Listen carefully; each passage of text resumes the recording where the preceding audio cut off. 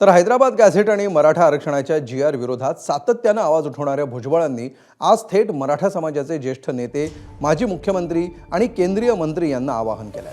मराठा आरक्षणाच्या मागणीवर नेत्यांनी बोलायला हवं असं भुजबळांनी म्हटलंय। मराठा समाजाला वेगळं 10% आरक्षण नकोच का? ईडब्ल्यूएस आरक्षण रद्द करायचं का? असा थेट सवाल भुजबळांनी केलाय। या सर्व विषयांवर मराठा नेत्यांनी बोलायला हवं असं भुजबळ म्हणाले। केंद्रात मंत्री झालेले आहेत मराठा समाजाचे नेते, आमदार आहेत, खासदार आहेत, जे शिकलेले आहेत, ज्यांना हे समजतं, त्यांच्याकडून मला उत्तरांची अपेक्षा आहे। ज्यांना काही समजत नाही, अशिक्षित आहेत, माहीत नाही,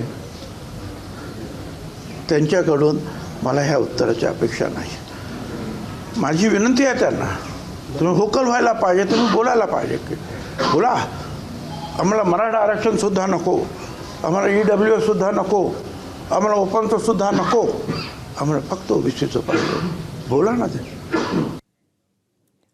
तर भुजबळांनी हे आव्हान दिल्यानंतर मुख्यमंत्री शिंदे काय म्हणालेत पाहूया। जे आरक्षण दिलेलं आहे ते कायद्याच्या चौकटीत नियमात बसवून दिलेलं आहे आणि जे कुणबी प्रमाणपत्र जस्टिस शिंदे कमिटीने दिलेले आहे ते नियमाला धरून आणि कायद्याच्या चौकटीत बसवून दिलेलं जे काही केलेलं आहे मराठा समाजासाठी ते ओबीसी समाज किंवा अन्य समाजाचं नुकसान होऊ नये आणि होता कामा नये ही भूमिका डोळ्यासमोर ठेवून आम्ही काम केलं। एका समाजाला न्याय देताना दुसऱ्या समाजावर अन्याय होऊ नये ही आमच्या सरकारची भूमिका कालही होती, आजही आणि उद्याही राहील। एबीपी माझा, उघडा डोळे बघा नीट।